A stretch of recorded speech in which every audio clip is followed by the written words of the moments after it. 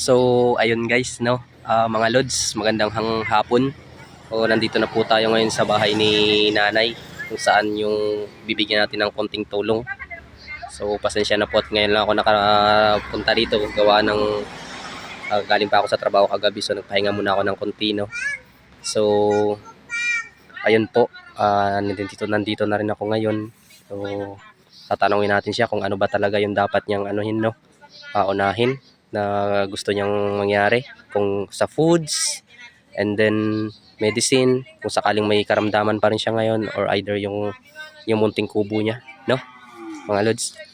So ayun, puntahan natin siya ngayon dito. Abo, may yun nga pala mga lods, si yung bo dito, yung tawag dito sa nanay ay ano, bo, sa kanila bo. So ibig sabihin nun sa Tagalog nanay.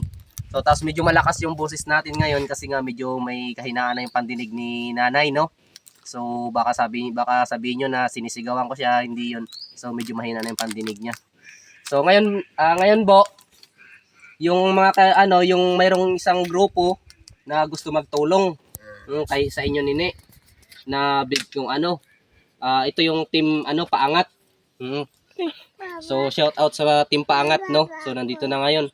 So ang gustong mangyari bo ng grupo na ito na mga kaibigan ko na tulungan kayo nini, tulungan ka. So ang gusto nila malaman kung gusto mo raw magpa-check up. May nararamdaman ka ba? May sakit ka ba ngayon, bo? Or may nararamdaman ka? So, yan ang gusto nila, magpa-check up. Kung gusto mo raw na magpa-check up, ipapa-check up ka nila, dalhin ka sa ospital, magpa-check up. Tapos kung may ano ka pa ngayon, konsumo. Ha? Hindi maintindihan. May bigas ka pa ngayon, bigas? Wala. So, ayun mga idol, no. So, sa bigas. Bakit ka hindi ka makita sabay? So, ngayon wala sa bigas, wala na raw siyang makain, no. Wala nang bigas, no. So sa nga pala, sa medicine, so may nakapagsabi rin sa akin nakaraan na itong araw ay natatakot nga dalahin siya sa ospital, no. So hindi naman natin yan maiwasan sa mga matatanda na ganun talaga, kung minsan parang yung gusto nila, kung ano yung gusto nila, yun na lang yung masunod, no. So hindi naman natin siya mapipilit kung dalhin natin siya sa ospital para ipa-check up, no.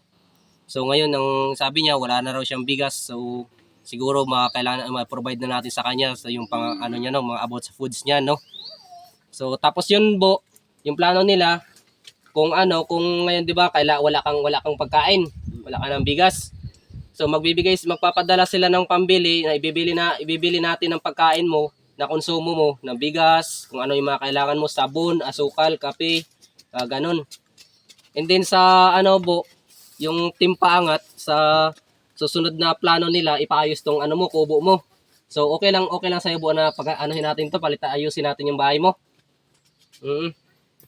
So yun nga pala, Sir Peter. So yun na nga. So siguro mas malinaw na rin siguro sa atin na una natin i-provide yung yung about sa mga pagkain ni nanay, no, sa goods niya. So sa medicine, medyo tentative tayo doon kasi nga parang ayaw rin talaga magpadala ni nanay sa ospital.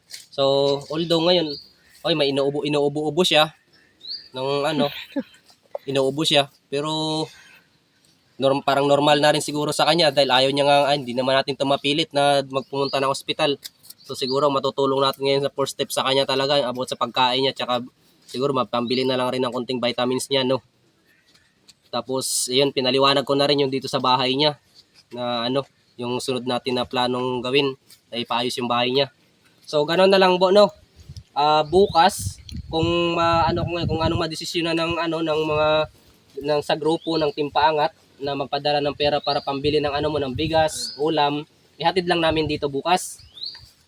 And then pagka so babalik lang rin kami rito para kung ipaayos natin yung kubo mo, palitan natin yung Tabi. saka yung sahig niya. Kasi na rin, pag umuulan bo, ulan na rin tayo sa loob, no. Tulo na da.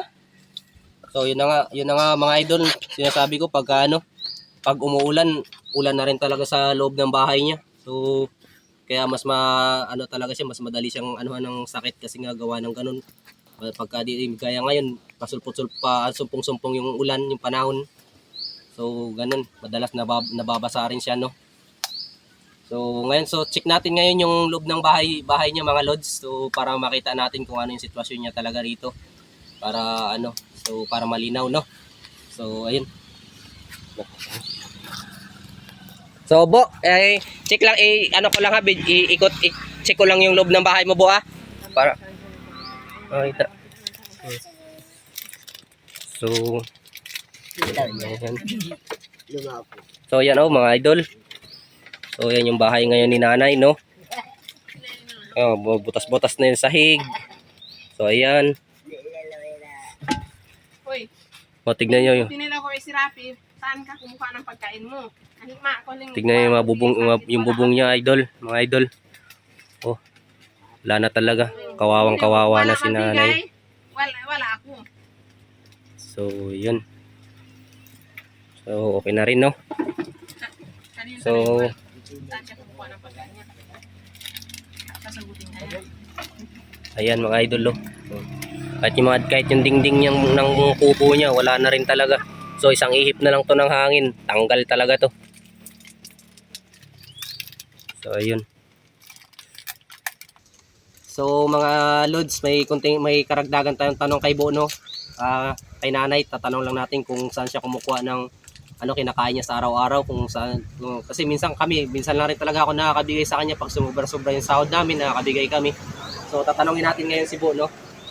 So Bo, sa yung pagkain mo pala, Bo, minsan sino nagbibigay sa iyo? Saan ang gagaling?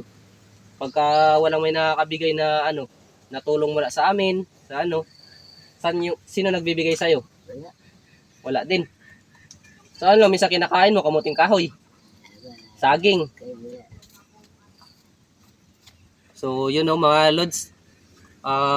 Minsan daw pagka ano, wala rin daw talaga siyang makain, so kinakain niya na lang kamuting kahoy o kaya saging.